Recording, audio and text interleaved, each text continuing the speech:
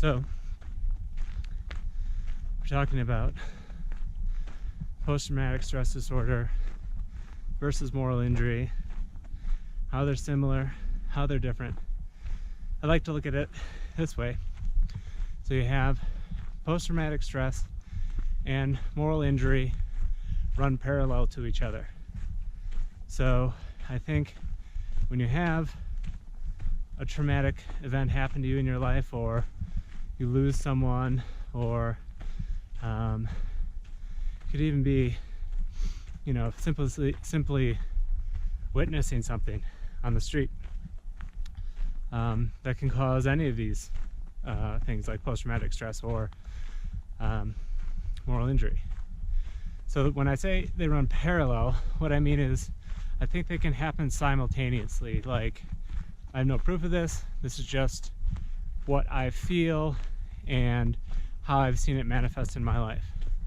So you have post-traumatic stress, which for me was being in a hyper alert state, dangerous area for about 12 months, Mosul, Iraq. So there's a conditioning that happens. So when you're in a dangerous situation for a year straight, your body conditioned itself to survive. So the things that keep you alive come to the top, and the things that you don't need to keep you alive get kind of trimmed away. So, you know, expressing emotion, not really necessary in a combat zone unless it's anger, at least in my experience. So moral injury, on the other hand, happens when, you know, you witness or participate in something that goes against your own moral belief structure. So here's an example of my friend who told me this situation happened to him in Iraq. And the whole time you're there, you're just every day you're in different situations like this one. So he's getting ready to go out on a mission, and the gate he was about to leave out of his base was mortared. It was mortared badly, so they couldn't leave.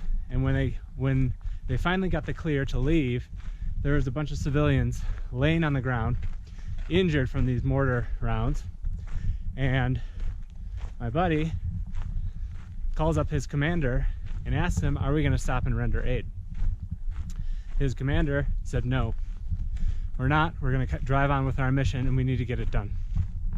So for him, he's locking eyes with a guy on the ground who's struggling for his life, and he knows deep down inside of him, I need to help this other person. You know, this guy has nothing to do with the war. He was just in the wrong place, wrong time, caught shrapnel in his chest, and now I'm getting an order not to help them. So you can see how this conflict comes up within you. But when you're in a combat zone, you don't have time to process this stuff. You don't have the time or the luxury to sit back and say, how is this impacting me? You just don't. It's not, you know, you're going 24/7. So it's just, everything gets shoved down and you're just in pure survival mode. So that's what I think with post-traumatic stress. When I say they run parallel, you have the conditioning, the physical reactions and the conditioning that happen.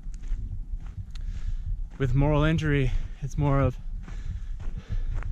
what kind of person am I now that I've seen this, that I've participated in this, you know? And I'm not saying that moral injury is saying that you've done something immoral. That's not what I'm saying at all. I'm saying it goes back into you, into your soul, into what you're thinking about of who you are, right? That's when we say morals, your own personal morals, and we all have different ones. It all has to do with our upbringing and where we were, where we live, the school we went to, you know, the friends we keep. It all dictates, you know, from a very young age, what kind of moral standards we have. So that said, that's what I think when I say they run parallel. So I think they happen at the same time. It's just they switch prominence over a period of time. So the longer I was back from war, the less intense symptoms of post-traumatic stress disorder I was feeling, and more moral injury symptoms like guilt, grief, shame, sorrow started coming to the forefront. And this is just getting, lumped in as, the symptom cluster. But I think there's a lot of importance in moral injury because it lets us reflect back on ourselves. When you look at post-traumatic stress disorder, it's here's the symptoms fall into this category. You have some of them. Here's some medication and some traditional talk therapy.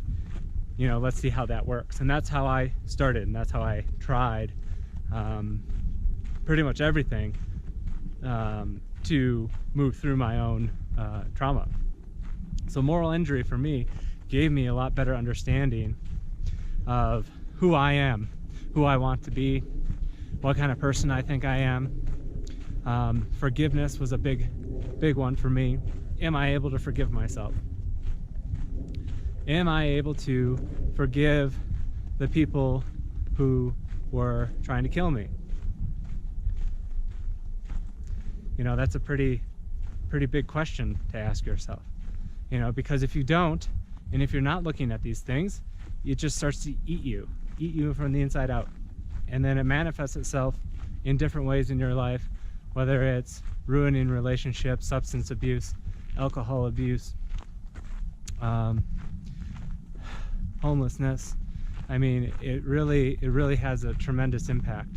So I think when we take a deeper look at moral injury, you can take that lens and really take a look at how it applies to you. So here's another story. So this is not just military centric. This just doesn't have to do with people who have participated or witnessed war. So I had a woman reach out to me after doing a tour with the documentary film Almost Sunrise, and in the film we really go into deep detail about moral injury, how it impacts people. You should check it out. So this woman sends me a message and she says my daughter suffers from moral injury. So I asked her, did she serve, or what's the circumstances? She's like, no, she never served, but she's addicted to heroin. And she knows that every time that she injects herself with heroin, that society is looking down on her, her family is looking down on her, no one wants her, she's a pariah, and she's, on top of all that, she's physically addicted to this, so she really doesn't feel like she has a choice in the matter. So this is creating a moral conflict in her, which I thought was just absolutely mind-blowing to think about, and it just gave me so much more perspective of what someone who's addicted to heroin might be going through, knowing that my family disapproves of this, knowing that society is casting me out because I'm addicted. But again, we're not getting to the root cause of why you're addicted in the first place, right?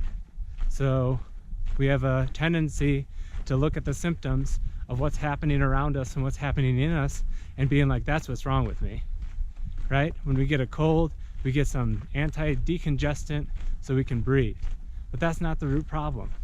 You get a fever, your body's trying to burn out whatever foreign bacteria or whatever it is in your body, and we're getting medications to stop that natural process of your body trying to burn out, whatever infection that you may have.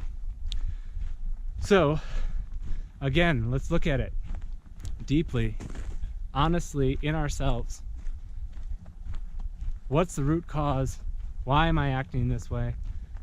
Why do I feel this way? Why am I not going out into crowds? Why am I isolating myself? And these are all different questions that you can ask yourself and really start to do the hard work, because it's hard work. It's not easy coming back from a traumatic event. It's easy to build a rut or a path in your own suffering. It's easier to take ownership of your suffering than saying, this is not who I am and this is not who I want to be, and I want to do the work to get out of it. It's much easier to say, oh, this is my post-traumatic stress disorder. These are my symptoms. This is who I am now. That's easy to do because you don't have to do any work. You just exist in the suffering that you've been in for however long because you just become comfortable in it. And then you repeat the cycles over and over and over again, just as I've done. So I know exactly how you feel if you're going through that right now and you're just repeating yourself over and over again. But here's a chance to take a step back, take a real step back, take some time to yourself, maybe go in the woods. I don't know. I'm talking out loud by myself in the woods and it's pretty rad. Really take a deep look. Be honest with yourself. Why am I destroying relationships? I can't answer it for you. I can't heal you. It has to come from you.